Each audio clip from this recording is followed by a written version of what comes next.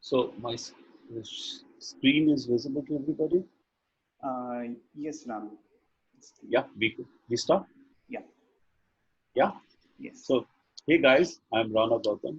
I'm with TCS. I'm the lead data scientist with HR. I've spent I don't know how many years in this profession. So basically, what we tend to do when we start learning data science is start focusing on the tools.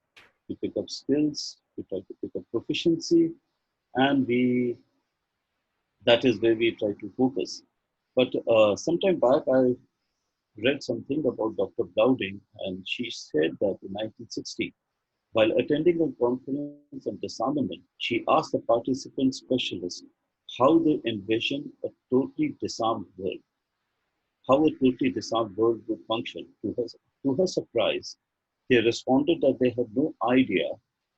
Their job was to describe how disarmament is possible. Based on this expression, Dr. Bounding came to realize that unless one has a clear and specific vision of what a peaceful society looks like, it will be close to impossible to effectively bring about people together in pursuit of peace. This is also true for us in data science. Learning data science is not only about knowing tools and techniques and using them with great efficiency, it is equally important to have a clarity of vision as to how we are going to contribute as the data science professionals. I have come to appreciate that decision making is not easy. As a data scientist, I endeavor to ease the cognitive burden for the people involved in this process of decision making. Thereby, make, they are able to make better decisions and efficiently. I am a data scientist that is basically trying to understand the role of or how people behave in a work setting. And this is where much of my work involves. It requires a lot of say preparation and for me who has been really to the every other part like work with strategy, work with digital and all, to come to HR and try to understand human behavior was a bit of a difficult process. So it is not about just applying the techniques. Let me narrate you a very good incident. I was in a medical project with Dr. Naveen Price, and we were doing a paper for study of diabetes in how the cardiovascular disease develops in diabetic people. So people from abroad came to study this paper with us, and they asked me, "What do you do?" So I said, "I'm a data scientist." So like, have you done anything in biostats? I said, no, nothing in biostats. Well, how do you think that you'll be able to do this paper? So I told him, as a typical data science guy would do, and say, see, these are numbers, and we apply techniques to numbers. But does the domain mean anything to you? That is where it struck to me that these are not just numbers; these are people also. And if we don't know the domain properly, we will never be able to do justice to this profession. So, as a data scientist or people who aspire to have a career in data science, it is good to pick up tools, it's good to pick up proficiency. It is equally important to have a clear vision of how we are going to contribute as a data science professional in that particular function. This clarity of vision to start with is very important. So for me, at this point in time, when I'm with people analytics function, my role is clearly to understand how people will behave in a specific setting. So I'm trying to create an ecosystem of tools in which we can attract and retain talent. This clarity of how you want to contribute is very important. Moving on, there is a natural abstraction that exists in data, and we as a data science professional try to harness this abstraction that exists within it. We don't try to complete the whole cycle. These are each bit is to be completed by specific set, people who carry specific type of skill. At the lowest of the abstraction is the data itself. You process data and you have the information where this is where the reporting piece comes in.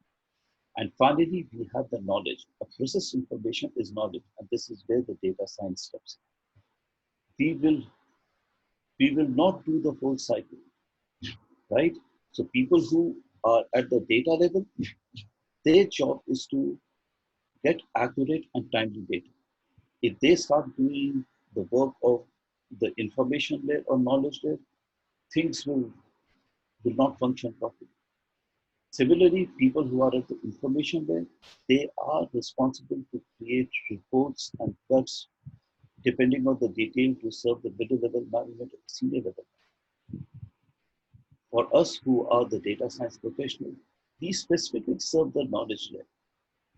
So none of these layers are good or bad or superior or inferior. They have the specific role to play. And we must identify the skills or the personality that we have to serve each of these layers. So it's not that everybody should be a data scientist. People can be very good at visualization. See the coronavirus study. We have seen amazing visualization. And depending on the layer that we want to serve, we must make the skills relevant to it, and just not try to complete the whole cycle. Therefore, in that case, we will never have the clarity of the purpose, nor will be able to pick up the skill that is required to justify to that level of abstraction.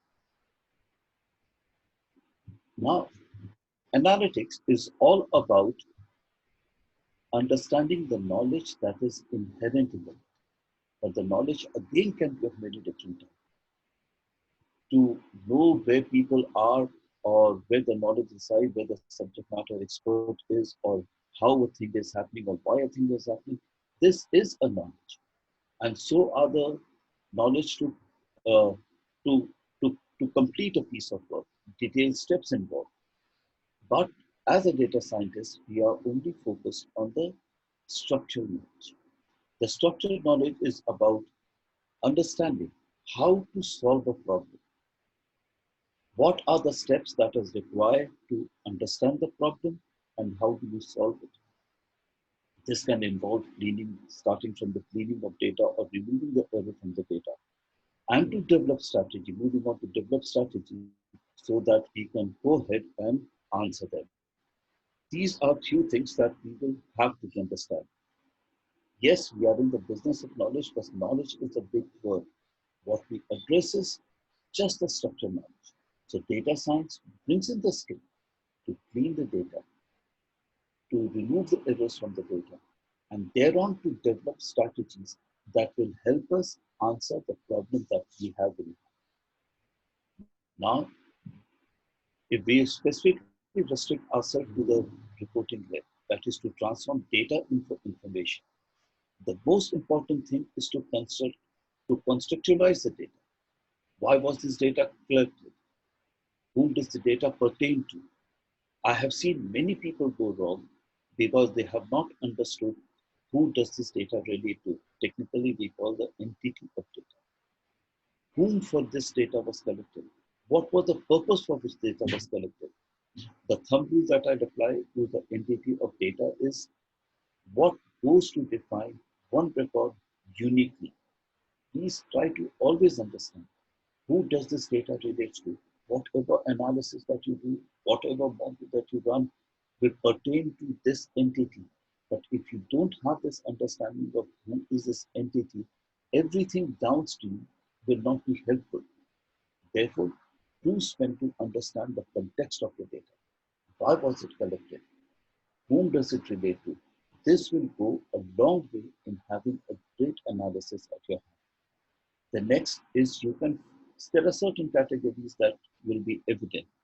But the trick is for better understanding of people, can we force some categories from our side that will make it easier for people to understand?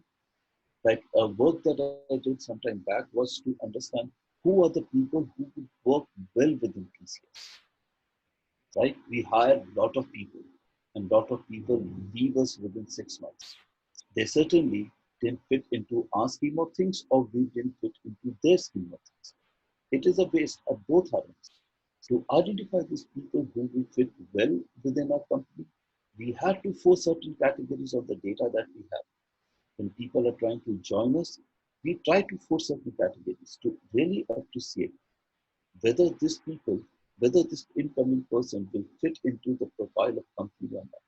If this person is, no matter how talented, does not fit into the profile or our scheme of things, or we don't fit into his scheme of things, it is not a healthy marriage for either of us, right? So we have to think what are the categories that we can force from our end so that people who want to make decisions have a better understanding of how to do. Other way that we can do is to do things are to have calculated, and I believe many of us are doing it.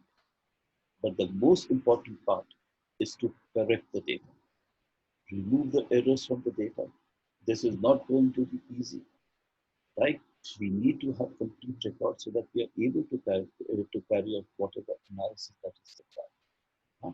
So forcing the category, understanding the context, correcting the data are important things to be done. Now, we are in the business of creating knowledge.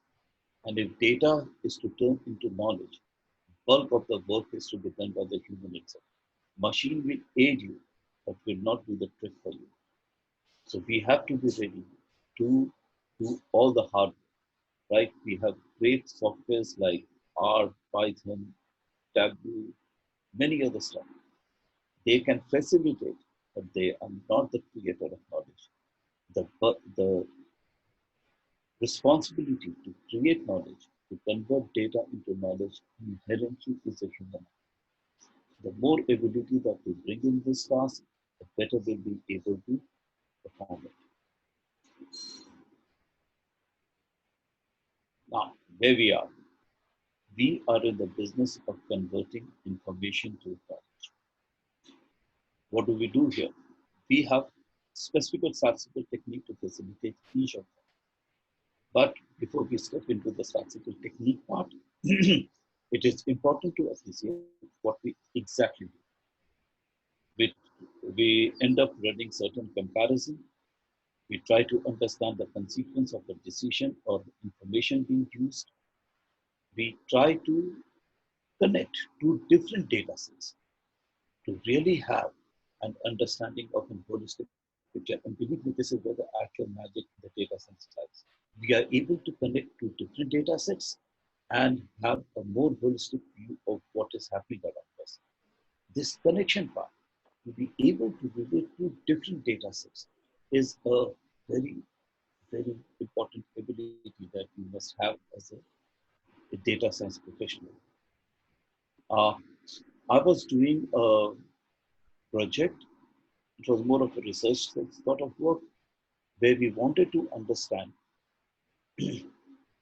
how do we categorize people, right? Are they a culture fit or not?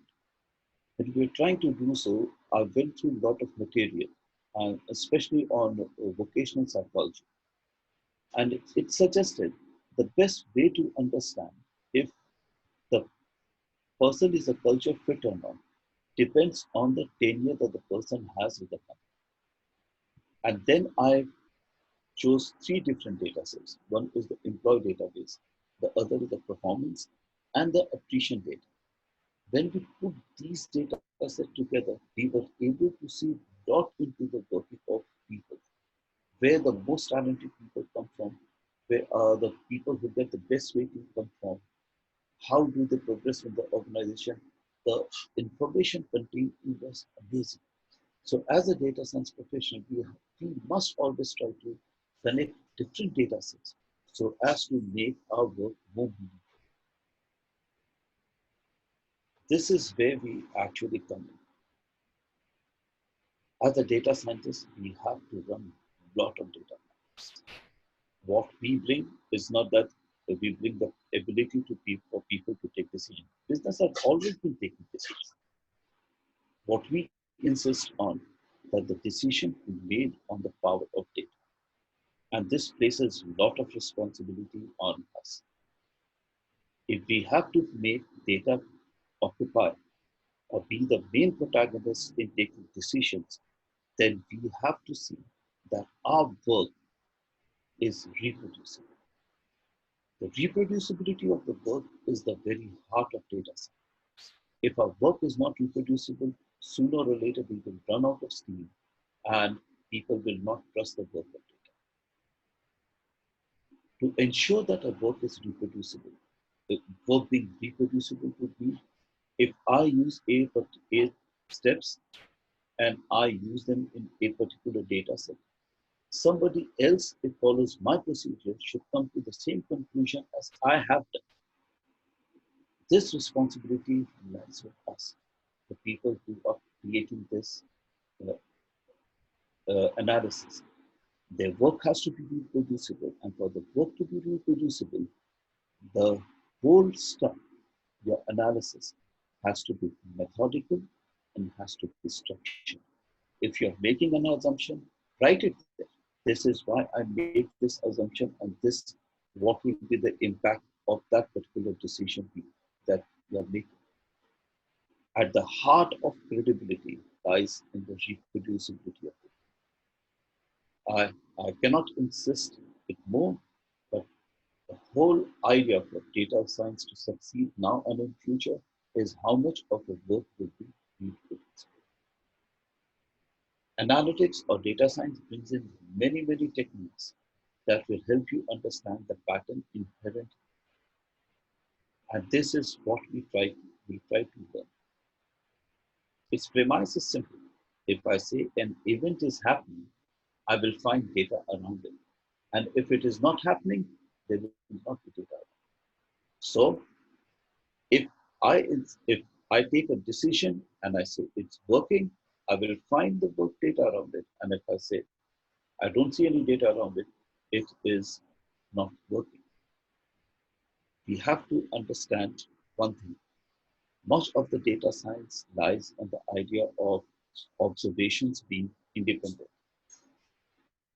So when we conceptualize the data, we have to take this form. Whether my X's are independent, my data are independent, or they are linked to a particular kind of data. This is the premise on which the data science lies. If somebody says an event is happening, I must find data around it. It will show its event. If I cannot find this data, I have to increase my size or the event is not happening to the effect it intends to happen. Whatever we analyze will have its meaning or importance only when my work is reproducible, it is structured, and it is methodical. And this is where the learning data science comes in. So when we say we are learning data science or we carry a data science work, it rests on the three pillars. One is the domain knowledge. Second is the computer application to carry out analytics. This can be R, this can be Python, this can be anything. And our ability to carry out analytics, that is the statistical technique.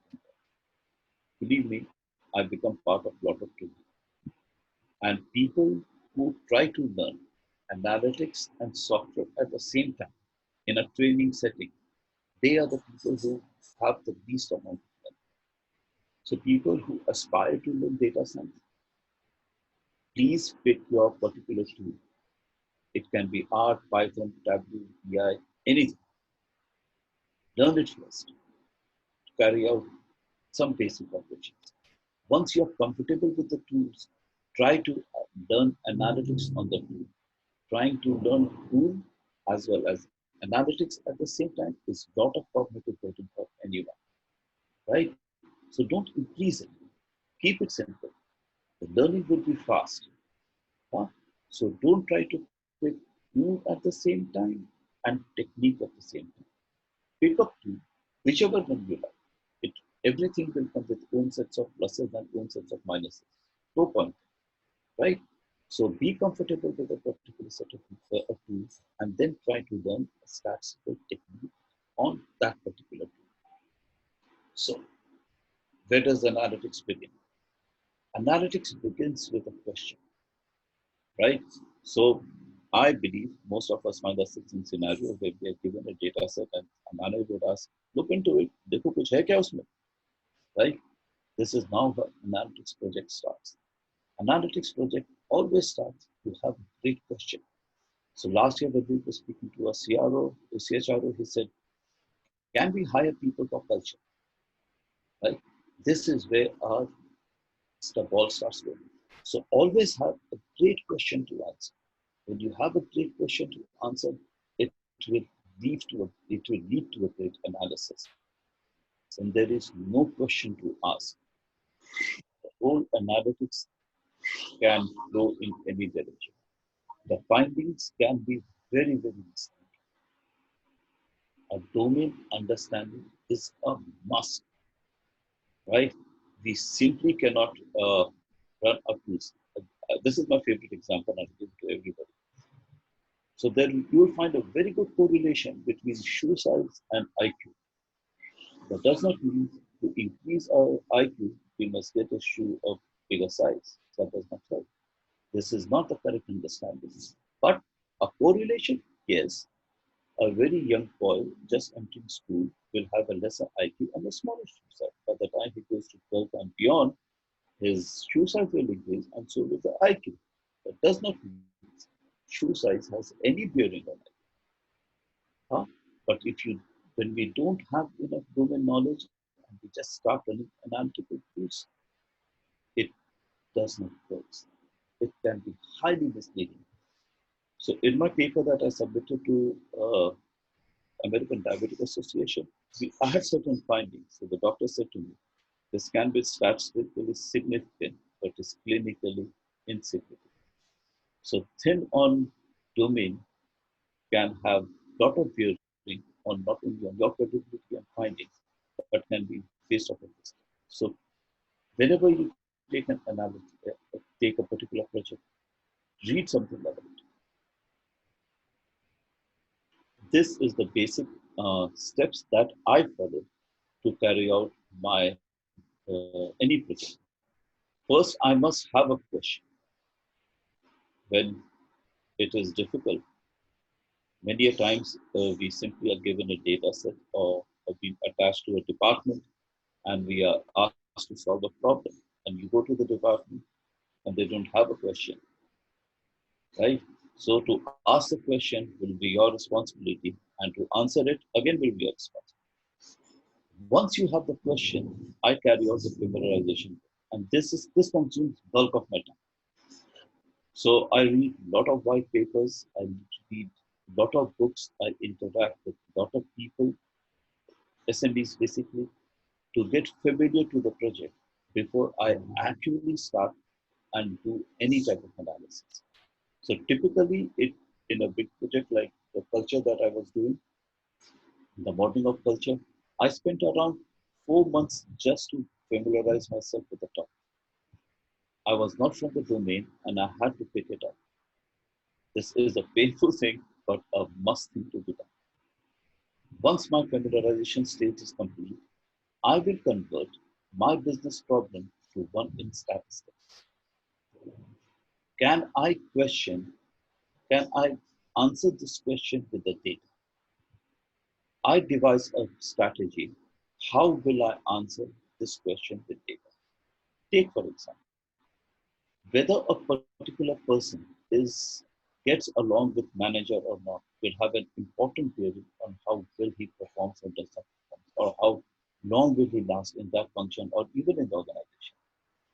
So we did an analysis of performance rate and we found for same performance level, this guy can be bracketed as A or can be bracketed as B or C also. So we suggest if his rating is good and he gets, we say there's a score called IPF, if that is high and you get a good rating, well, this is how it should be. That's fair. But if your rating is good, but your banding is poor, that would suggest that you don't get well along with your banding. He selected somebody else than you. So this was the approach. Like we fit in category to understand how would how would manager choose to rank his resource on the basis of evidence. The underlying hypothesis was if your rating is good, your banding should be good.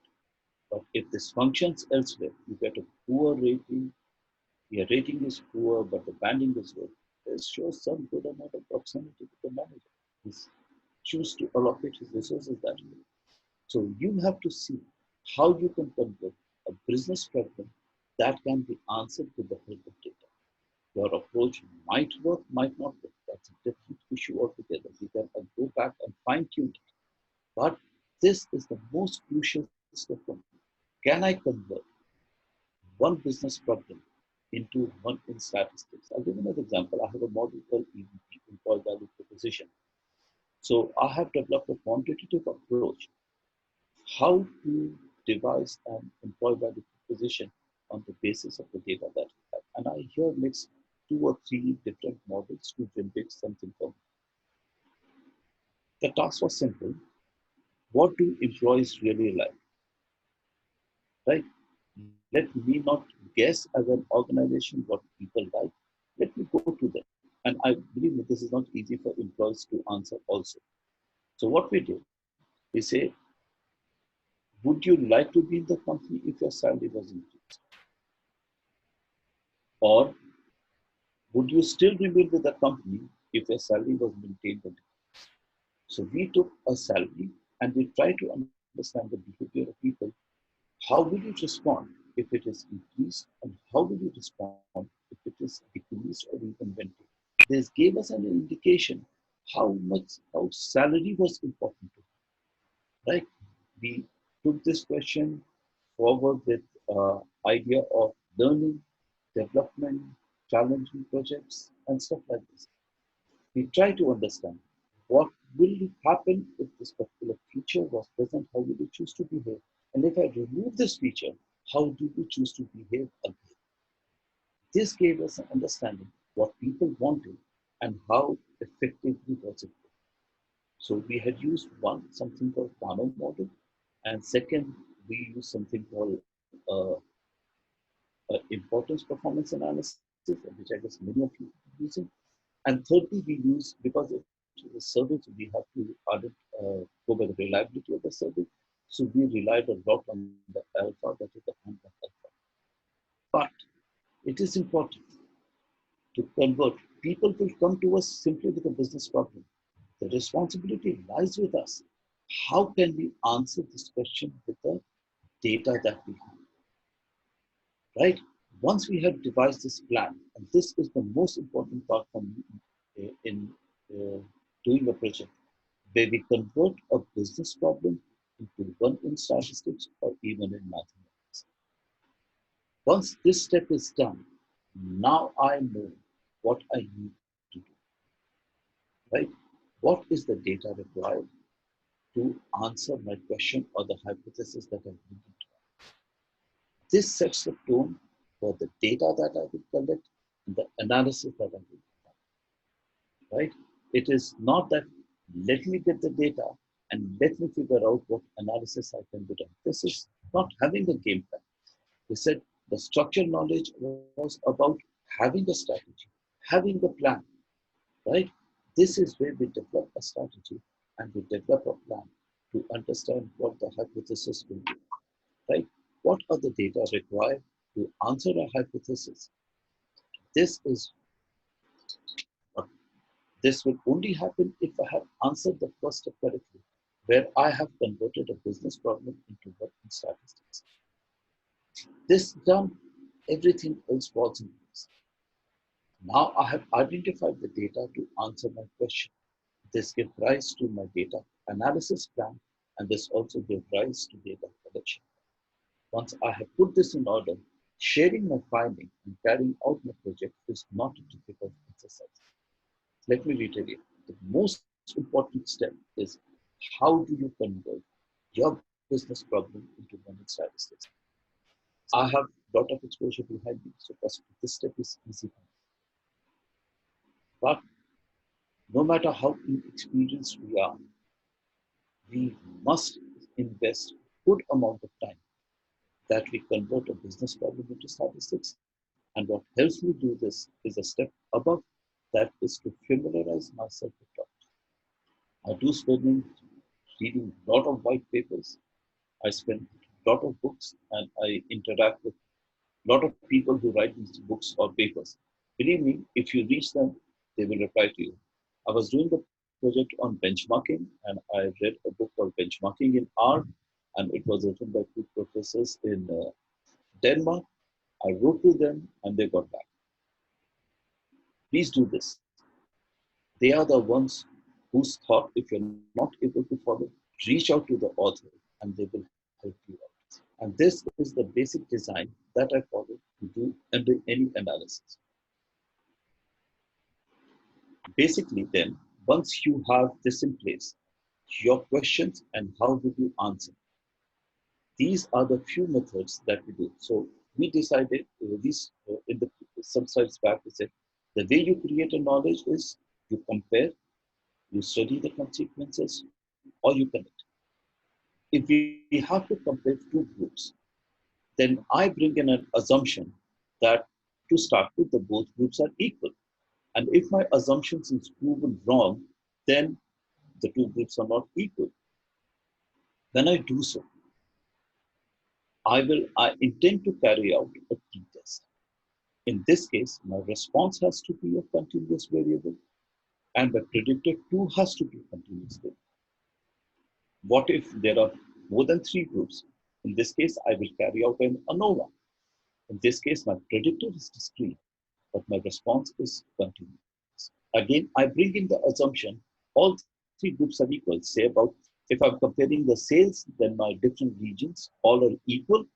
And if my analysis or ANOVA shows no, one region is superior to the other, well, then I say the averages are different. Please understand. I guess everybody has seen an ECG. It goes ups and downs, right? There has to be a natural random variation inherent in others. They need not be equal to say their stacks will be equal. Huh? If this ECG becomes straight, the person is dead. So if your data becomes uniform, no difference, this data is a bad data to study, right? So there will be natural variation inherent in the data. Our call are these variations different enough to warrant some amount of attention? This we do by comparing the two groups. Next is, what is the consequence of a decision being taken? What we're trying to study is, does a causation exist? And this we do, this may sound very complicated to people who are new to regression, that the slope exists or not, but sometime when we study regression down the line, at some time we can study it in great detail. In this case too, our predictor is a continuous variable and a response is a continuous variable. So the point that I want to stress here is, I have a hypothesis and I have a proof fitting that hypothesis to study. Huh? What decides which tool I will use? It all comes down to the question that I want to answer. Are the two groups different? Is there a relation between two steps of variable? Right? Are the two variables correlated? Are the two categories independent? No matter what question you want to study, uh, it depends on how will we go ahead and answer it. Right? Finally, we come to EDA. EDA is exploratory data analysis, and I do it for every project, right? If I start with a question, that's fine. If I have a question, then there is no need to perform EDA, though I still perform it. What if I don't have a question, something that is very new to the study?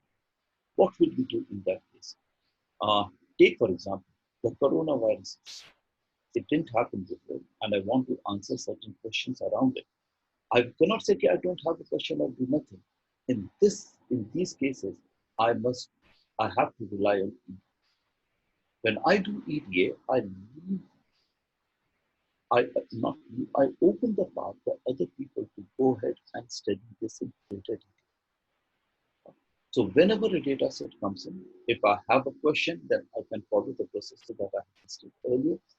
What if I don't have a question? In that case, I need to devise one or help other devise them. In that case, I will do an EDA. My go-to tool is EDA. This is the game we play in statistics. I have a population. I collect a small portion of it.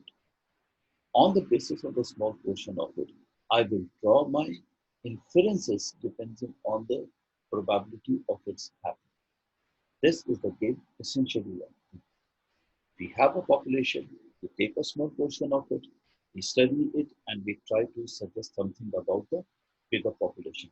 This is what we are, the game that we want to play, right? If there is a question to start with, the game is easier.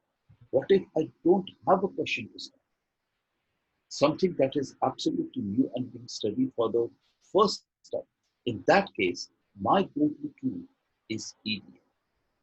It is important to have a very open mind in EDA and not to have fixed perceptions about this will happen or that will not happen. As a principal, I will do EDA in any data set. I do so because I want to have a feeling of what the data means to me.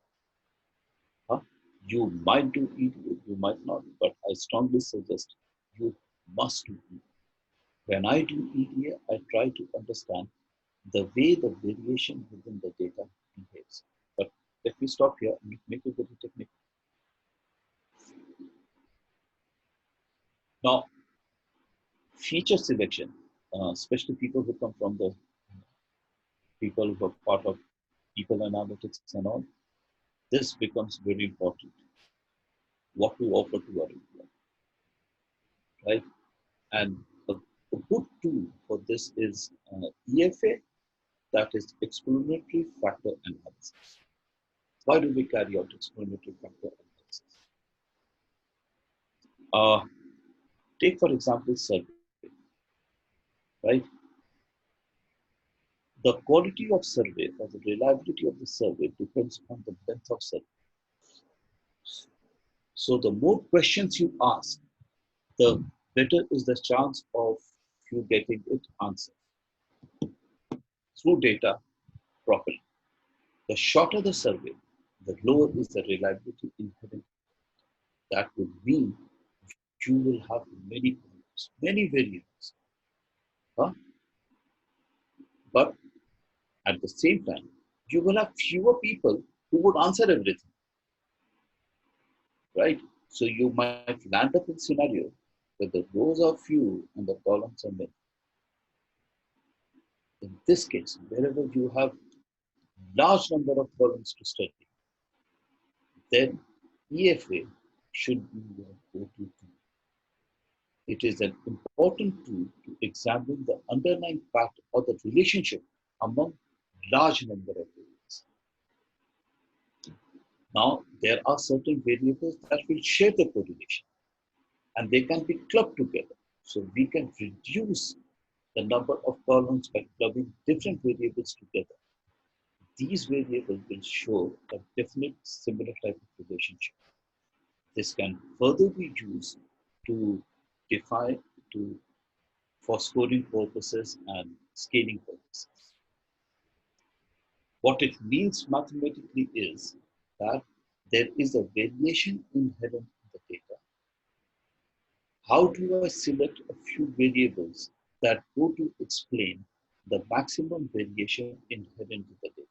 Suppose, for example, I have 100 columns to me, but only 20 can explain my 80% of variation, right? Then I can study this 80% variation by only studying 20% of my data. Why will I choose to do so? Because when you have a humongous amount of data, large number of columns, you might fall victim to correlations that don't exist, like intelligence and shoe size, or a correlation that is misleading. For example, do you go for a walk? If I'm doing a health survey and I get an answer, yes. Do you wear sneakers and go for a walk? Right? Essentially, these two things are measuring the same idea. Do you go for a walk? Asking sneaker was not the correct way to put a question. Huh? So there are questions that will share a very strong relationship because they have not asked, huh? To get rid or to overcome these problems. EFA is a very good technique where you try to minimize the number of variables by understanding what explains the maximum variation in the data. These numbers are small numbers. Important to understand about maths is that the way we understand variables. Normally, we say when a analysis, a variable is, shall we say, a predictor on response. In EFA, my variable is a variable. It is neither a predictor nor a response. And now these variates will be used to explain how much variation do they explain together. And this is the heart of understanding. So the common factors or the common feature will show a better correlation among themselves and try to organize them together. We can use them for selection of surrogate variables or to do offer scoring points. So this is all I want to share. And if I have questions, I can do.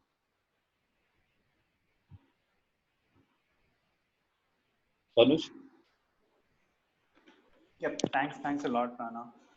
This was I, yeah, this was a very informative session. I think one you touched upon some of the most important topics. Mostly, we talk about the techniques, we talk about the tools, but what really goes behind is something that really defines the success of a particular, study or project that you're doing. So so you gave a very good brief around that. I'm pretty sure this would have been very helpful. And personally, to me, it was very helpful, to understand how you go about with your journey on any of the projects. Um, any of the so I've not really seen any questions as of now on the chat. Um, so probably, we'll still see at the end of the session if there are any more questions that are coming up. So then we can direct them to you. Yes. Okay. So thanks a lot, Rana. Now I would basically ask Abhishek, to take over on the screen so that he can now take us on the practical aspects about going about doing this analysis. How he approaches it, and what kind of techniques he deploys, or what kind of effort basically is required. So over to you, Abhishek. Hey, thank you so much, Tanuj. First of all, good morning, good evening. Sorry, not good evening, good afternoon, everyone. I'd like to start with a note of thanks, Tanuj, for first of all coming up with this group. It was not in the first place. Excellent work done. Very nice initiative. And also setting up this first ever online meetup. Um, and thanks, Rana, for all the information which you shared. I think it all makes sense when it's brought together. And it also shows the kind of work and hard work basically which goes in doing a project. Great. So everyone, this is Abhishek Trihan. I work with Bankam, Bank of America, and I've been with other organizations before Bank of America. I've done quite a bit in HR analytics, and if you have any questions, please start popping in into the chat, and I hope you can see my screen. So I'll start with a very high level topic. Why do we require what is the vision, what is the purpose? The purpose is we want to move from reporting into analytics. We want to create an appetite, and obviously we want to incubate the climate of HR analytics in an organization. So I've worked for Maersk Shipping Corporation, I've worked for Aditya Birla Group, I've worked for Vodafone, and the problem which I was always getting into was they think one person they'll hire in HR analytics and this guy will do all the magic, which will never be true. So it's very important that you are able to sell your stuff. You are able to, I'm getting a chat here. Let me quickly read. Okay, I think that's a question, not for me. So, sorry. So, coming back to the point, so it's very important that you are able to create a selling point to the organization, because I have seen failures in HR analytics. You need to sell the point that you require a team. It's not a one person's job. And obviously, there's a lot of buy-in you would require from various other departments or even within HR as well. So who will be the key enablers for us? So this is just an example here. Obviously, we need to have HR analytics process team, which I just talked about. We need to have a technical team which will help you bring in data, which Rana also covered. And then we also require site teams. GRT is global resourcing team is example here.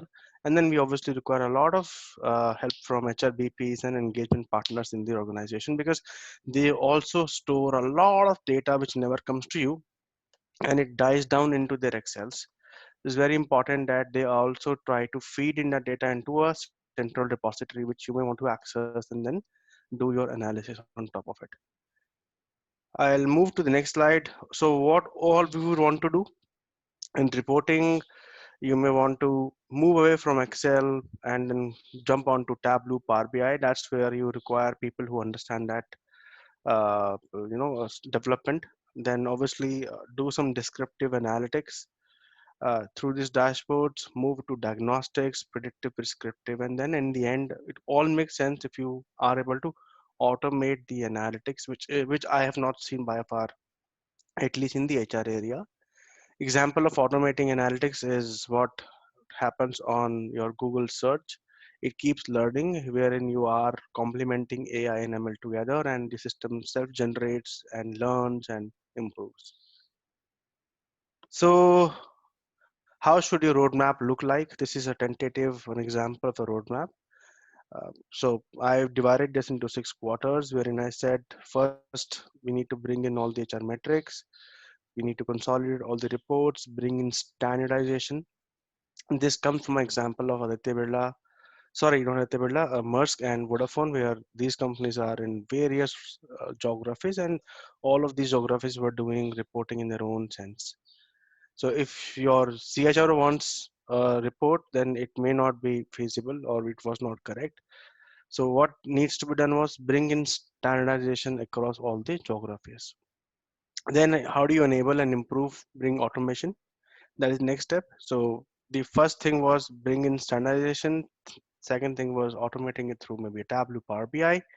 Once your reporting is structured enough, you have good amount of data, then you move on to analytics. So you need to have data to be able to do analytics is the second point. Now, what data do we have for analytics? Is it only that we would do HR data, or can we also get data from finance, from travel desk, from, let's say, all the biometric data which we may store, and compensation, which compensation data which is stored elsewhere with the service provider, like maybe Hewitt or Aon or ADP, and then learning data which is stored in Cornerstone. So we need to have, we should be able to bring in data from various sources into a warehouse, which becomes a very, very, very important, I would say, stage when you want to do HR analytics at a large, compared to doing that on your laptop. Maybe you do one standalone project, and in that also you may not be able to mine through a lot of data, considering that your laptop may not be the ideal system, not having that much RAM or that much power to do that run. So this is an example of how an HR data structure or architecture looks like. What will you, on the left hand side, you see all various sources of data. So HRMS is an example, recruitment software, then OC Tanner, Quench is your RNR, and LND is like Skillsoft, Cornerstone. So idea is that we need to be able to bring that data into a warehouse either manually or through ETL. And then on top of it, we have to put a layer for visualization and the analytics layer through R or Python. So this is a lot of investment which goes in. So you need to be very clear in your organization. Are you getting funds to do this, or you may want to first of all crack some projects, create a a showcase for your team, and then ask them to invest money into an architecture like this. This is an example of how you can apply HR analytics to the talent life cycle. It starts from workforce planning, goes until retention. The first half is descriptive analysis, analytics, and the second one is advanced analytics. So these are some use cases, some questions raised by a lot of CHROs and a lot of HR partners. So I thought it's good to put them here. I'll come to the HR frames in a while. Let me first of all take you to the main slide which I wanted to show you. This is the journey of analytics, quite well also covered by Rana.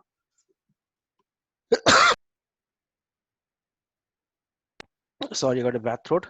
And then here is a step-by-step approach. How do you solve a business problem?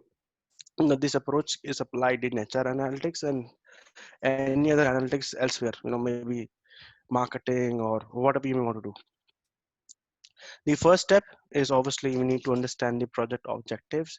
We need to be very, very clearly being able to define or derive the business problem my line of business or my partner is talking about. And then you investigate and gather more questions. So classic example is I hold you for a project, I give you data and you start working on it and you never come to me till the end with more questions or more requirements. I may have more things with me in my thought and you never came to me. So what would happen is you're only doing one sided analysis or analytics. So you have to be very, very cautious, very, very uh, important step that you engage with your business partners. So let's say a small example, if you're doing a project on iteration, then it's very important that you bring in most of your stakeholders like HRBPs into the room and ask them what do you think are the possible causes. So this will help you think through more and more data sets which you may not have in the first place. And that's where I take you to the second stage, which is data discovery and data collection. So over here I have gone taking it through the data architecture. The second thing is you need to create a list of your data and identify the sources of data, which is super important. Third step is you collect the initial data, you define the variables, and you create a data dictionary. Now, what is a data dictionary? Data dictionary is you define each and every variable, you give their definition, their formula, and their source. And obviously, the name of the variable is very important. Why? Because let's say I have a variable called as employee age, however it is named or it's labeled as emp underscore age. So you define all that in the data dictionary. Now why is this important? This is important because there are multiple project people who will be working on one project, and then they may not know where is this data coming from, what is the source, what is the definition, what is the formula. And this becomes very, very important once you are doing feature engineering, which Rana also covered a while back. Why? Because in the journey of analytics, you keep creating a lot of variables and you keep dropping a lot of variables. And you must make a note of them into a data dictionary. And then you bring your data into a source. Could be R, could be Python, could be JMP, could be whatever software you're using. You must validate, the number of rows, number of columns, must do a print of the data to understand if your data is correct as what you saw before you brought it into the software. So you may have seen multiple Excel sheets or CSV sheets or notepads, TXT data, and then probably when you're bringing in, you must be able to validate it that yes, I have got in the right amount of data in the right format. Third stage is once your data is there, you need to do univariate analysis. Now you may ask me, what is univariate analysis? When you analyze one variable at a point in time, for example, if you have a categorical data, you can find out the frequency, the count, and if you have a continuous data, then you obviously break down into understanding the mean, the mode, the median, and the IQR, the min and the max. And why do you do that? Because you want to understand the distribution of the data. With this, it becomes also important for you that you do not do just metric based univariate analysis. You also do a graphical view of your data, so that you may also want to look at how is your data distributed. Then comes data cleaning, which comprises of outlier analysis, finding missing values, and obviously going ahead and solving that. So I'll cover that in the slides. Then comes feature engineering, in which you keep data, drop data, prepare new variables. And then comes bivariate and hypothesis testing. So bivariate is when you have more than, when you have two variables, not sorry, not more than, when you actually do a two-dimensional analysis. For example, correlation is a bivariate analysis example. And then you have hypothesis testing. Hypothesis is connected to your business problem. Why? Because there are a lot of questions you would want to answer in this stage, which are asked by your business in the first stage. So you burst out a lot of assumptions, and then you do a data split before you venture into model building. So in univariate analysis, as I explained you earlier, these are various things which you can do. There are more things which you can do, but these are the top few items depending on the type of variable you're dealing with. So out here, I've put in the metric as well as the kind of plotter chart you will be using. Then is data cleaning. So in data cleaning, we have missing value detection, outlier analysis, what kind of tests you do, how do you treat it, and then obviously, how do you go and look at outlier analysis as well. Then comes feature engineering, in which it is divided into three parts. Either you transform your data, you reduce the dimension of the data, or you create new variables. Very small example of new variable creation is dummy variables. You have male and female in your data. So male becomes 1, female becomes 0 is dummy-tizing your data, because you may not want to use the category into your analysis. Derived variables, all of this group I'm sure are from HR. The example of derived is very simple. If you calculate something known as a compa ratio. So you have salary, you find out the median, and then you create a new variable called compa ratio. Then obviously the main variable, which is salary, is not used for analysis because you've created a new variable called as compa ratio. Dimension reduction. Um, you drop insignificant variables. Example was obviously compa ratio. You drop redundant variables. For example, employee ID you may not want to use for any analysis. It is redundant. It will not give you any information. You drop missing values over 30% in a given column. And then you drop original variables if they are transformed into dummies. Is also an example where you reduce your dimension in the data. There are various techniques. Factor analysis was covered a while back by Rana. Multicollinearity, I hope a lot of you would have heard about it. It's highly used when you do regression. Multicollinearity will help understand if there are more independent variables which are correlated. So the assumption is all of the independent variables should be independent and not dependent. So collinearity is, if collinearity is there, it makes sense. It shows that there is dependency. One moves, other one also moves. Then there is a concept of information value, which will help you find out strong predictors and weak predictors. And then weight of evidence will also help you reduce the uh, data into smaller categories. Now, for example, if I have a variable called as, let's say, age, and you would want to go ahead and uh, break that into a categorical data. You don't want to use age as a continuous data. So IV and weight of evidence will help you bin the data and create categories for you. So that's where the dimension will be reduced row wise and not column wise. That's what the crux was I wanted to cover. Data normalization is you try to make your data normalized by transforming it using various techniques. Example could be log or square.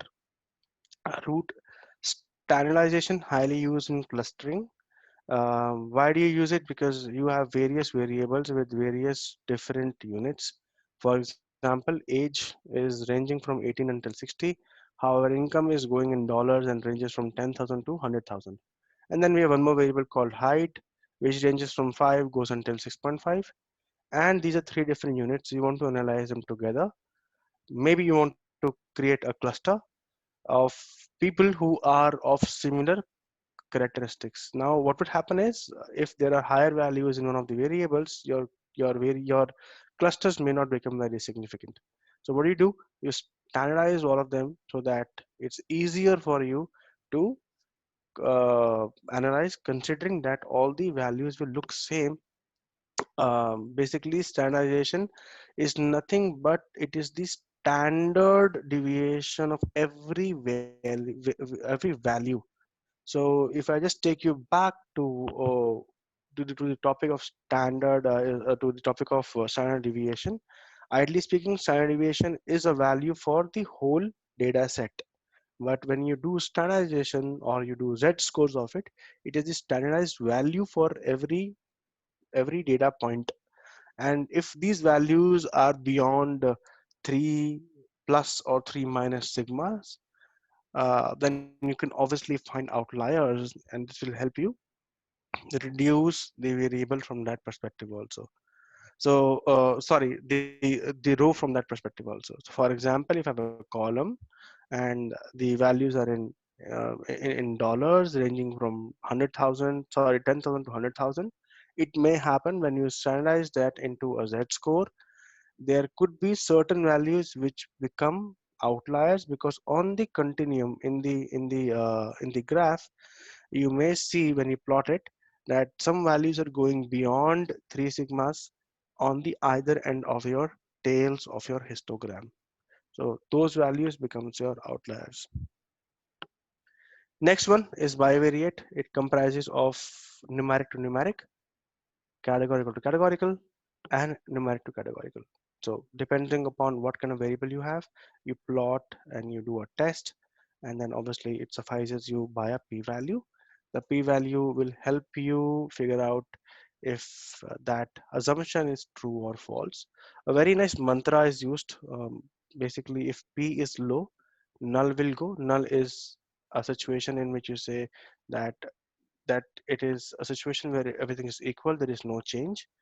And alternate, we basically say if p is high, sorry, if p is high, null will fly. So I think I messed it up. Let me quickly make a note here. We say p is high, null will fly. This is basically used for ho, and if p is low, null will go. This is for ha. So ha is your alternate hypothesis and ho is your null hypothesis. Null is where you say there's no change, and obviously alternate is where you're challenging your null statement. Then comes your data split. So depending on the type of data, you do a train and test sample. And let me quickly show that to you also.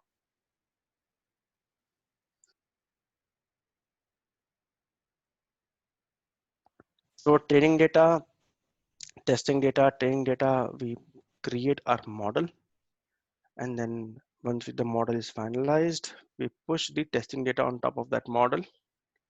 We check for accuracy. If everything is okay, we can deploy that model. So that's the visual approach of why you create, train, and test data sets. Next comes is regression, classification, clustering. All of these are your model selection, model building techniques. Depending upon what you want to do, I've broken them into the category. So classification, we have all these techniques which you deploy: KNN, naive-Bayes, logistic, then SVM, decision tree, random forest, ANN. Then in regression, you have linear, decision trees, support vector machine, artificial neural network. Clusterings, you have maybe you want to do a partition or a hierarchy clustering. Association rules are where you apply market basket analysis. So The idea out here is basically that you should be able to deploy the right algorithm to be able to help you predict correctly. Now, how do you know that algorithm is good or bad? So ideally what you do is you can also deploy more than one algorithm on the given data set. However, your data preparation is the crux of everything. If your data preparation is not done, your algorithms would also fail because they're dependent upon them, considering every algorithm has some assumptions. And then once you have the right data prepared, you can deploy more than one algorithm and figure out which algorithm gives you more accuracy or less error. And that becomes your main model evaluation. So these are some top model evaluation techniques. So MAPE, MSE, RMSE. Then in classification model techniques, we use confusion matrix, ROC curve, gain chart, scarce chart, and a lot of it. And if I have to bring all of that together, this is how it shows that you have a business problem. You take a step-by-step approach, and in the end, you obviously reap some ROI. So you need to be, as an HR professional, HR analytics professional, should be able to quantify every project. So attrition project is not just predicting attrition, but should also bring in the value, considering that there is some money attached to it. It's super important because that's where it picks up with the eyes of the line of business uh, or your CHRO, because till that time these are just small numbers, but when you quantify that into dollars, it makes a very big impact. Now let me quickly take you to the slide where I left on HR frames. Before that, I'll just stop my screen. I need to remove something popping up here. We are good. Sorry, I forgot to close my WhatsApp. So some HR frames where I worked earlier. So these were some top questions in the area of performance and productivity. What is the wow factor? What is the definition? What is the desired product? And what are some boundaries or limitations? So some questions were around bottom performance relation with poor performance, correlation between performance R&R and impact on retention, effective performance management. Are we setting the right expectations and feedback, impact of promotion, progression on career growth, engagement, and retention were some few questions in the area of performance and productivity. Career development, role tenure index. Then in the area of engagement and retention, cost leadership through reduction in early tenure attrition, effectiveness of compensation guidelines and retention. Evaluate how valuable are you. So what is your value in the market, and you bring in data from Glassdoor and other areas or other hiring portals. Then under cost and efficiency, predictive analytics to more effectively forecast attrition, optimize the benefit strategy to improve employee experience, and plan the workforce of future. Improve effectiveness of HR support utilization. Super important question here, because your HR support is a very, very, very important role for the organization. If your internal support system is not good, then what kind of support system are we expecting for the customers? Then within recruitment, top recruiter score, building a hiring strategy, assessing success of referrals and other sources of hiring, strengthening retention, engaging by studying rehires if there are a lot of rehires in the organization. Why now they're coming back? So this brings me to the end of whatever I wanted to cover. Any questions here are welcome. I'll go off mute and stop my screen share.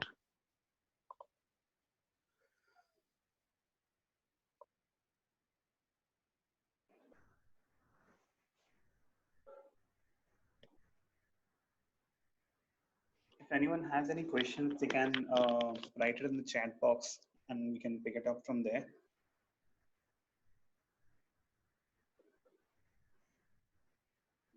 So thanks a lot, Abhishek. It was a very good, overview that you've given about the different kind of techniques that we end up applying.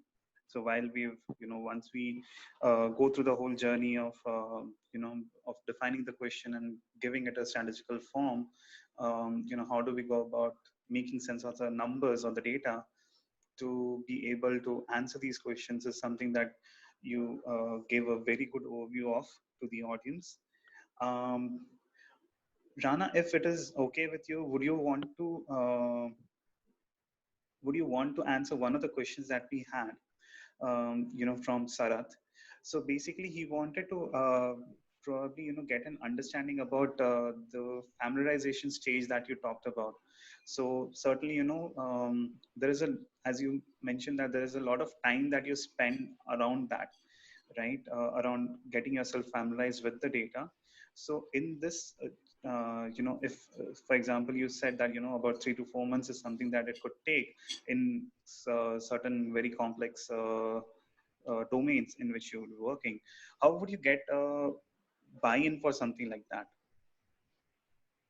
Okay, when a project is designed, right? So there are different milestones to complete the project, and it will be decided beforehand what time is allocated for this project to complete. For in this case, the time allocated was 2 years, and we had completed the project in less than a year.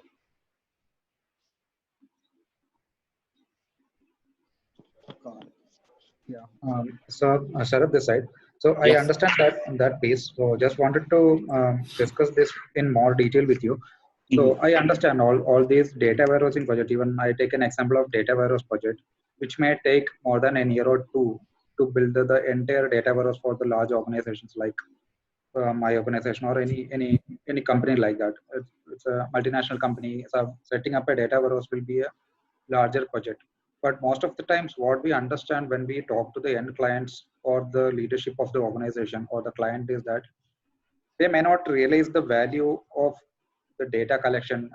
Let me take an example of only that part, the data collection piece, which is a major part of any analytics project, where we need to ensure that we have all the data which is required. Even if we collect around 70% data, while we do the analysis, after some point in time when we progress, we will realize that, yeah, maybe we'll need to collect more data or we need to ensure that we are covering all other scenarios as well. Then we again go back to the data collection stage. We will try to figure out where else, what more data I can find out and all those things. So it is a continuous process. It's a recursive process. I'll go back and forth in the data collection and the analysis stage. It's a continuous process. So most of the times we find it difficult to convince those leadership of the clients or even the HR folks sitting in the organization. They may not really understand the value of this particular stage of data collection or having a standardized data in the group. So wanted to understand like how you manage this normally. So most of the times what I felt is that we don't get this normal timeline of whatever we commit. Say if you say I will take 1.5 years or 18 months for this project. So most of the time, because of the cost negotiations or anything, or even the competition in the market, finally we end up crunching this entire thing into 6 months or something, and we end up doing a bad job. And at the end, the people's expectations are like, yeah, you have an analytics team and you are not delivering in 6 months. And yeah, just wanted to understand like how normally we manage these kind of situations. Okay. Sharad, we have something called a resource triangle, right? It has 3 sides to it. It will have resource, it will have time, it will have quality. You cannot change one side of the triangle. Like I want to reduce the time without changing either quality or committing more resources to it, right? Right. So when we decide a timeline for the project, we essentially decide on these 3 things. What is the quality you're satisfied with? What is the time that you want to take? And depending on these 2, you have to see what resources do you commit, right? And this resource is your cost. Okay? Yeah. In our case, the way we go about, we do spend time on familiarization so that we are able to design our work well so that we don't have to go back and forth and collect data. Right? Yeah. A study that is well designed will collect data at one stage and then will proceed on to analysis. Analysis phase will not stop because the data has not been collected. Huh? So what I feel, I see things here is get your resource triangle right, design your study well so that each step can be executed properly and the next stage is not caught wanting because this particular step has not been executed properly. Two, it is a myth that we need to collect everything under the sky. This again is decided a step earlier. There's something called power statistics that decides for a type of test that you need to carry out, what is the amount of data should you collect. Run through a power statistics and this will give you an idea how much minimum data do you require in order to get some reliability on the findings that you're going to share. So if executed properly in proper steps, then things will be done well. The case that I'm talking about is we had a mandate to design a model for hiring of culture in 2 years' time. We actually were able to close this in less than a year because we planned our study well. Each stage would require certain amount of time to be completed because resource triangle is always at work, we believe it or not. If today I stand in a window and jump down from the 8th floor, I will not fly because simply I don't believe in gravity. I still fall. So this is the dynamic that is always at work. Understand your resource triangle. If you need to execute, say, in 6 months, how much resources do you need to commit, and what is the acceptable quality for your client? If you have these things clearly defined, you'll be able to conclude your project, but do have a basic understanding. What is the, I can understand the market pressure. So if you want to be ahead of the curve and want to close it in say a 3 or 4 months, then you need to commit resources accordingly, right? Negotiate a good resource triangle with your client or your seniors, whosoever they are, and then execute your project accordingly. Execute it in small models, design your project properly so that you don't have to just jump and go to and forth to collect data. Okay. Thank you, sir. Sure.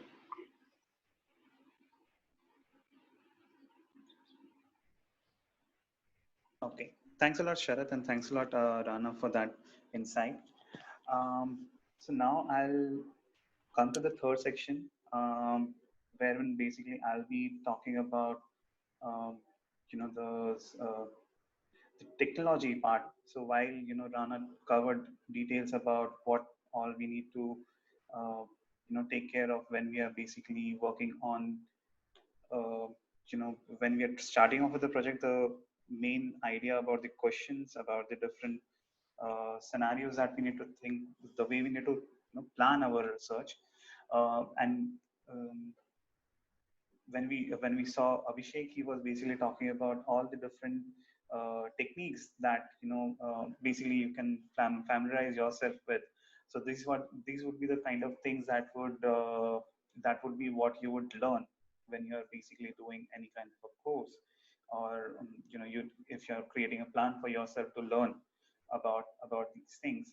Now the third thing that comes in is how do you go about doing all this, right? Now, pardon me, this is just one slide which I've kind of put across as, basically Namrata, who was planning to give a session, kind of could not, be part of this session today. So I just tried to put across this thing yesterday around what are the different kind of technologies that we have, and how do we go about using them, so that you get an idea about what and why we are using. So, firstly, if when I was thinking about how I can kind of share this with you, first thing that came to my mind was, how do I classify or categorize these? So one very good representation of what entails into data science is this particular Venn diagram, which basically which is something which also Rana kind of covered in, as pillars in the analysis process. So one is basically your subject matter expertise, which is basically, um, understanding what the employee experience is like. This when I talk about employee experience life cycle, I basically talk about the different kind of uh, um, processes that basically run, which define the capability of or the kind of experience that a employee gets. So these processes are again defined under different functions. Some, there will be one which would be taking care of only, compensation and the rewards. There would be one which would be taking care of, how people are, assessed on their performance, how we are planning for people within the organizations. There would be, one which would be focusing on how do we get the people into the organization, which is recruitment. There would be one which would be focusing on development, which is, L&D. So all these different areas of work which we which are which is what basically we are basing our analysis upon or projects upon, um, is something that basically one needs to learn and understand. And apart from this, there is an application of psychology specifically to HR, which is industrial or organizational psychology, which covers different kind of aspects like motivation, collaboration, innovation.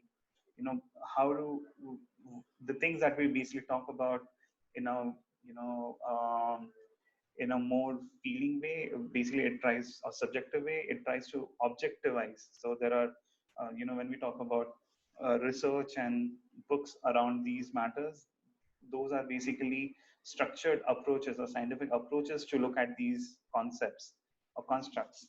So this is what is basically meant by, this is the domain knowledge that we carry when we talk about, HR analytics. The second thing that is important, as Ran had also mentioned, was the understanding of maths and stats.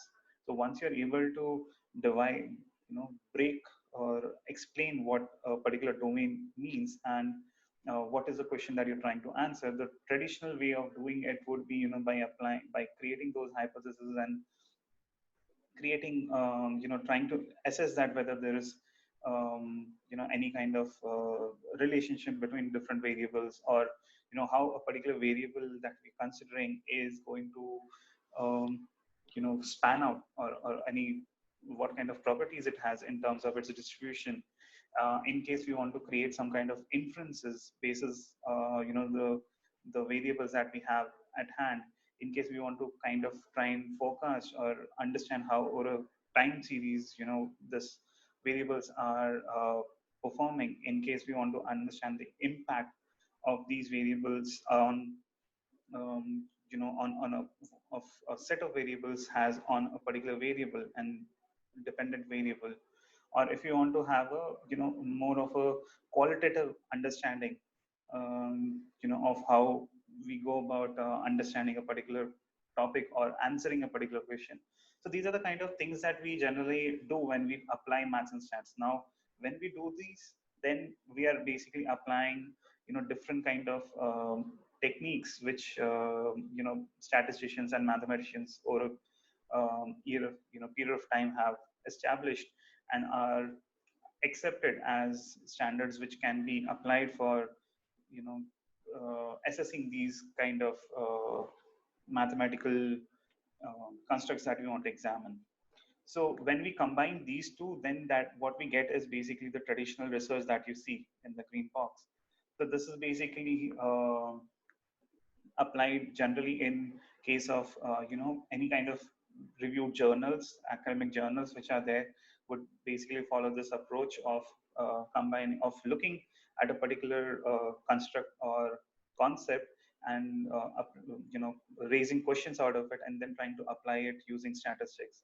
Similarly, you will have industry research and, which are carried out by either consulting organizations or by independent bodies, or any kind of commission studies which are carried out within universities or again by consultants. So these are the kind of research which has been going on for a long time.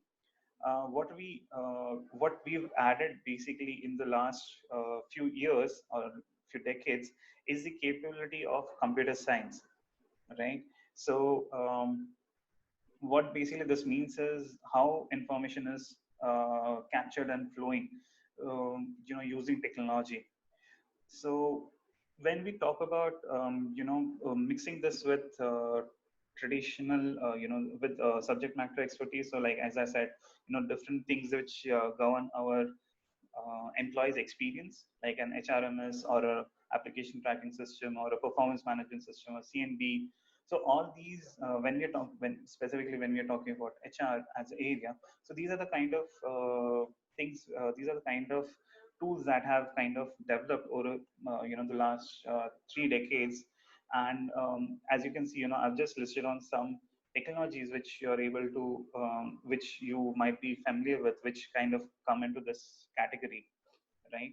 Then there is um, you know uh, then there is another intersection that you see, which is basically the machine learning. So where it comes in is where you're going beyond just the traditional tests or models which have been created, or established. We are basically trying to hack a bit, using the computational power that we have to to not arrive at one sorry just a very calculated measure, but rather than that we're trying to estimate you know uh, estimate certain mathematical parameters using different kind of techniques, right? So like for example, if we have a group of 100 uh, values, then if we have to break them into three different groups which are very close or similar to each other, that would be something which would be done in a clustering scenario, for example, a very basic understanding of it. If I have to talk about association rules, so just like what Abhishek had mentioned, association rules are something which help us derive association between different kind of variables, how they vary, or how they impact each other. In case of regressions or in case of classifiers, a lot of regression classification techniques that Abhishek talked about, like decision trees or SVMs. So which help us again try to establish relationship between different variables as well as an output variable. Similarly, there is also application of text mining, like for example, basis the data, the textual data that we have, if we are trying to create some analysis which helps us understand what that text actually portrays, whether the sentiments are positive or negative, whether there is some particular topic that that comment or action is talking about. Then there is um, and then there is network analysis, for example, which would be which is kind of getting a bit of uh, traction in the HR space as well, which basically tries to look at the different um, people who are in the organization or entities within the organization, and try to see how they're interacting with each other, to try and see if there is any um, key members or key nodes, as it is called, in the whole group. um, and then you have the traditional computer science, which kind of gets a lot of focus as well. When we talk about analytics, um, uh, we how we deal with the data. So while it is called data science, it is about how we deal with the whole data that we have. If I were to look at, I really like this one particular infographic, which kind of breaks down the different things that we do with the technology that we have in this space. For example, distribution and data warehousing, wherein we are trying to bring in all this information into a particular place, into a particular place from where we can then transform or extract this information for our analysis. There are, even if we just talk about bringing all the data at one place and then using it for analytics, you'll see that there is still different kind of things that we have to do because of the different kind of data that we have. So one of the things that when we bring all this together is basically storage. So how do we store it in a way in which it is very easy to firstly bucketize all this data in a way that is easily extractable. And then also once you're extracting, how is it that you would optimize the time that is required to compute on all this information. And once you have that, then you would come across all this different tools which generally are used for visualization and analytics. So if you're talking about a Tableau or Power BI or ClickView or things like organizational level reporting tools like IBM Cognos or OBIE or MicroStrategy. So these are the tools which basically help you, utilize the data that you are storing, you are bringing at one place, you're storing, you're computing upon, and then distributing, it in a manner that is easily consumable by an end user. So these are the kind of technologies that you would generally see, being talked about by your data engineering teams. But these are the visualization and analytics is something that generally would be expected by the organization that analysts working in the analytics teams would majorly focus on these technologies to deliver a front-ending output. Now let me come to the the stats or the stats and machine learning part, which is where most of our requirements really come in, or where we have to spend a lot of time. So when we talk about this maths and stats part, which is basically defining relationships or estimating the density of a particular variable in or distribution of a variable, or carrying out inferential statistics, creating hypotheses and testing them, or designing experiments, or carrying out multivariate analysis, or even work on qualitative or survey data. So the kind of technologies that help us do this, primarily, which are primarily built for doing this, I would say, would be something like a Minitab or a SPSS or a Stata. So I'll just quickly try to give you an understanding of the kind of things that a tool like Minitab can do for you. So while you have to establish these relationships or work on these kind of techniques that you need to apply, what you can do is if the easier learning curve for these kind of things would be a tool like a Minitab, which basically helps you carry out, gives you an interface through which you can click easily carry out different kind of tests, or different kind of different kind of analysis, descriptive, or be it in terms of regression, be it in terms of applying different kind of quality tools which are based on statistics, or probably you want to carry out a multivariate analysis like factor analysis or principal component analysis, or clustering. You want to carry out some kind of forecasting techniques. So these are the this is a tool which would help you do that. Similarly, I'll just give you a very quick view of what you can do even with SPSS. So again, you'll be able to see that you are able to run different kind of regression correlation models. You are able to also work on some things which like neural networks, or you can apply something like a Cox regression for survival analysis. So these are the kind of things that so these are the specific tools which help you give a value, or an interface through which you can do these things. Are these the only tools which help you along do these? I'm not saying that. I'm just saying that these are the things which are easier to pick up because of the interface that they give. But the output that kind of comes up out of carrying out this analysis is something that you need to understand. So Bayes statistics will help you do that. In case of qualitative analysis, one of the tools which kind of is really helpful in trying to code the textual information and then run an analysis upon is a tool like NVivo. Again, this is something which would give you a good a good interface to plan your project, to sequence your things. But then it is not something which is the only tool or only kind of tool which can be used for doing this. So when I say that these are not the only tools, the reason why I'm emphasizing on that is because of the fact that these are all commercial tools. That is, these are all tools which you know um, which basically costs you kind of get license purchase for them, and then you're able to use them.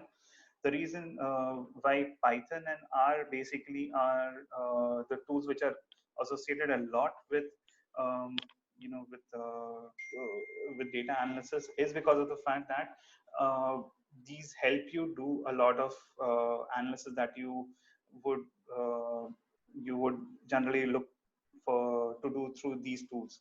So you can always do all this different kind of analysis using a tool like R or Python. Now, in the very core, if we talk about what R and Python are, they are not exactly technology tools, but they are basically scripting environments, right? So if I were to give you an example of, say, an R, so it would basically have a interface which where you would basically write out codes, about importing data, about transforming it, about you know uh, about applying a particular algorithm, and you'll get an output in this kind of an environment, right?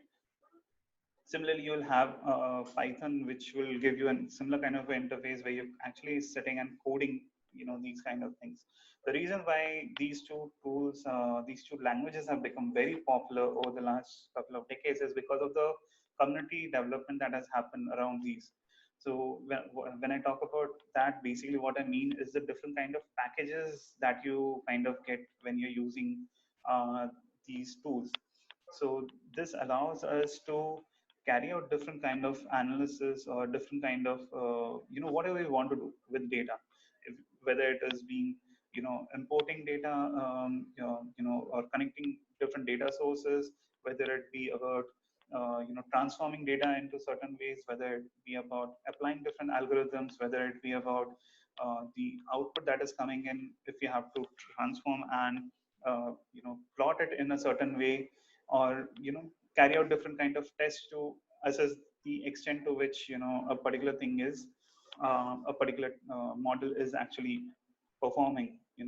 So these are the kind of things that environment like a tool like R or Python helps you do, um, where like for example, but then there is while you might feel that this is something which only has a coding interface, it's not the case. I'll give you an example of where a tool like R can also have an interface through a package, of course, like a package that you can install and you get an interface. I'm just giving one of the examples, but there are multiple like this. So you know a package like Rattle in our environment gives you an option of an interface where you're able to again select the kind of the file that you want to import, which has the data. Then you want to partition the data. You'll be able to do it. You'll be able to perform cluster analysis. You'll be able to transform the data using this particular tool. You'll be able to create associations or baskets. You'll be able to carry out different kind of uh, modeling basis, where basis the kind of mathematical equation that you're trying to solve. These are the kind of things that you're able to do using this technology. So certainly, while there is a coding aspect to it, and as you kind of uh, you know get more aware of these tools, you'll be able to understand how you go about doing it. um, but yeah, there's some bit of a learning curve here. For example, in case of an Excel, you are very you're used to applying the interface to do things. For example, if you want to sort data, or if you want to create a data color coding of cells and all that, conditional formatting, or probably you just want to create a calculated column. Those are the kind of things that you're used to doing it using an interface of the data.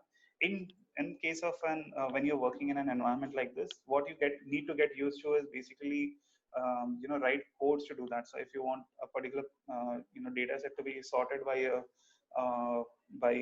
the values in a particular column, then you'll have to write a code out here which basically just helps you do that. So it's just about understanding from moving from interface, user interface driven data manipulation to something which is a little more code based, so sequence based. So the same sequence that you're carrying out in an interface, you're basically trying to do in a coding environment. Now, so that is what I wanted to basically emphasize upon, was that when you start doing, when you start learning about this different kind of tools, or when you hear about R and Python, basically they give you an interface through which you can apply a lot of, you can import a lot of packages or libraries that you can link to, and basis that you can carry out different kind of analysis. So this is the learning curve that generally, is associated with these tools. Uh, I would also want to take you through one very interesting application which I have generally come across, which is basically called Nang, which kind of helps you, do again give you interface to do all these different things that we are talking about. So, like for example, in case of it basically gives you an option to um,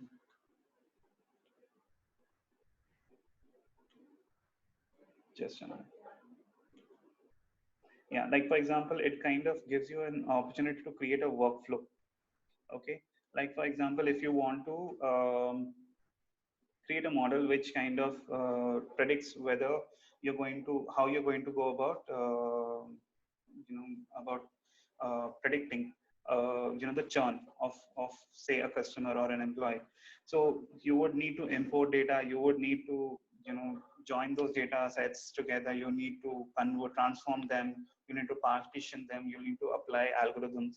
So this is the kind of tool which helps you do that using a drag and drop. You can just like for example, you need to read a CSV, so you can just drag and drop it here, and you'll be able to put those sequences in place, and you'll be able to configure at each level what is it that you want the what is the operation that you want to carry out. So again, an interface which can help you ease out your learning curve. But of course, as you want to do more customizations, the easy you would probably look for either you'll also have to do a coding here, or you'll have to look at options like R and Python, which kind of help you do that. This platform also has a lot of packages or extensions which you can install, which help you increase your capabilities in terms of the output that you the operations that you want to carry out.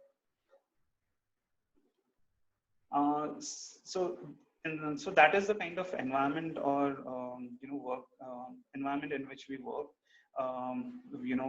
Where different kind of there's an extensive community of data analysts who kind of create different kind of packages, different kind of extensions, which help us apply newer and newer techniques.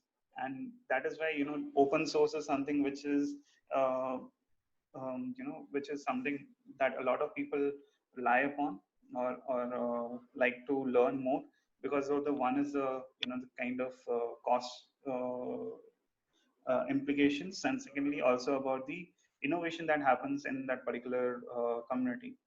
So it's not necessary that you need, so as I told, it is not necessary that you need to learn R, Python, or Nime, or any all the different kind of techniques or tools or languages. What you need to really learn is basically pick up one thing basis what you majorly want to work, the areas in which you majorly want to work, and accordingly try and use the tools that will help you.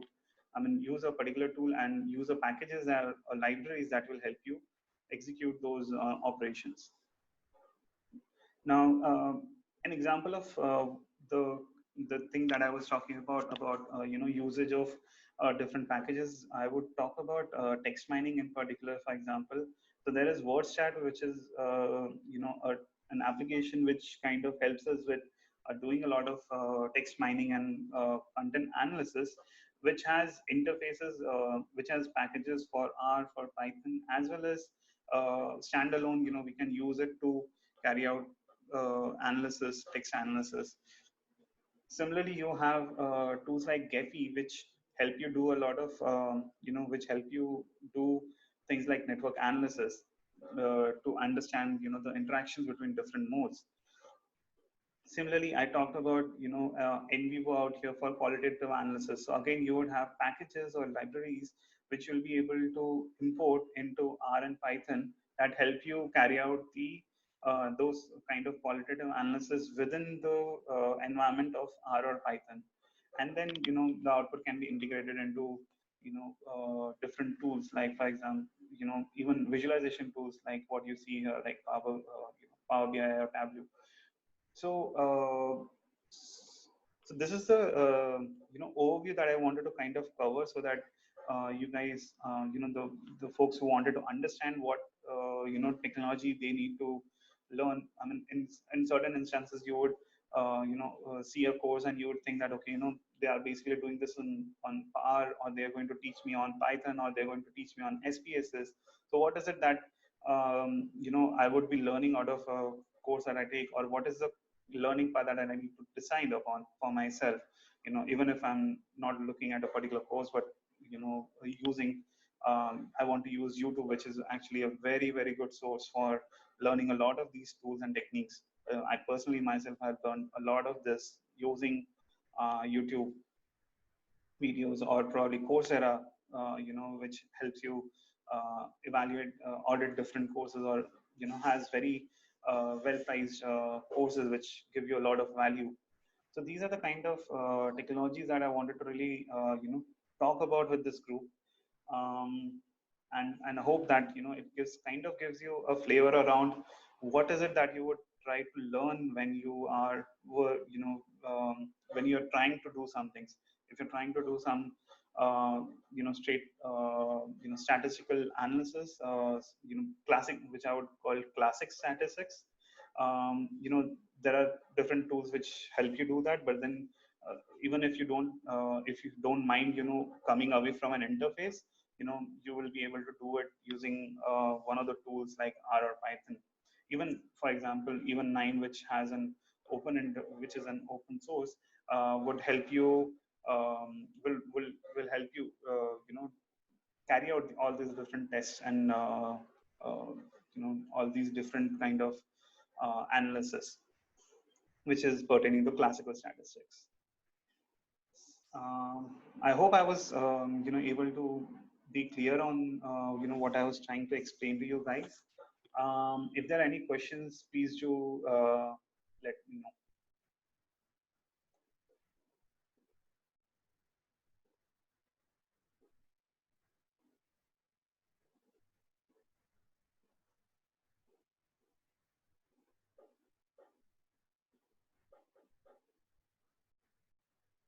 Okay, I'll just pause my share.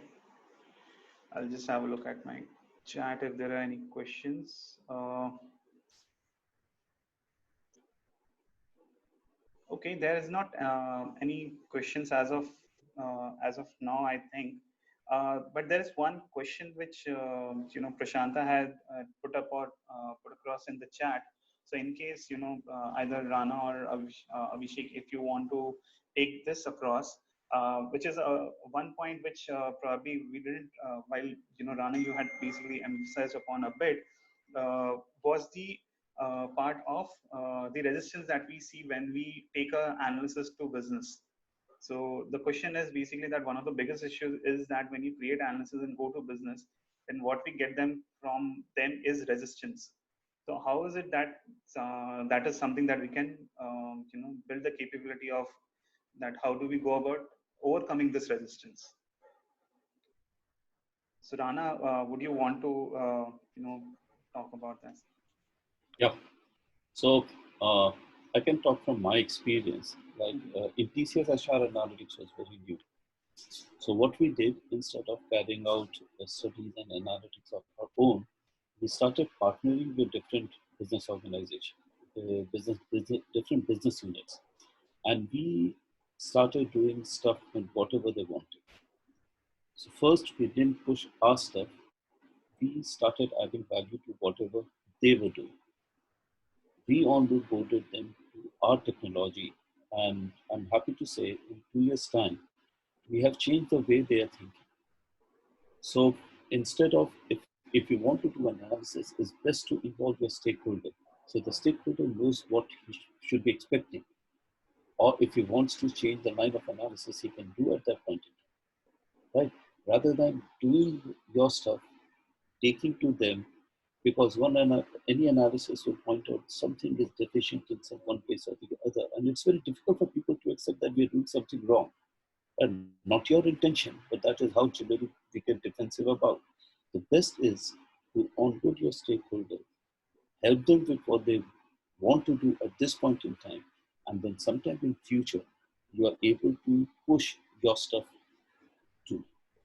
So idea is to onboard them with your technology and your work rather than straightforward going and showing whatever you're doing. Great advice, Rana.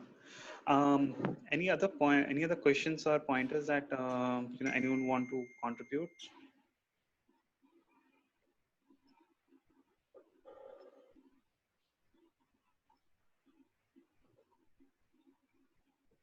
All right. I think no further questions that we have from the group right now, but please feel free to reach out to us, in case there are any questions that kind of come to your mind. Thanks a lot, Rana and Abhishek, for your time. It was really great that you guys volunteered to share the knowledge with that you have from your extensive experience and help out the group out here. Thanks a lot, Tanuj, for giving us this opportunity. Great. And thanks a lot, Abhishek.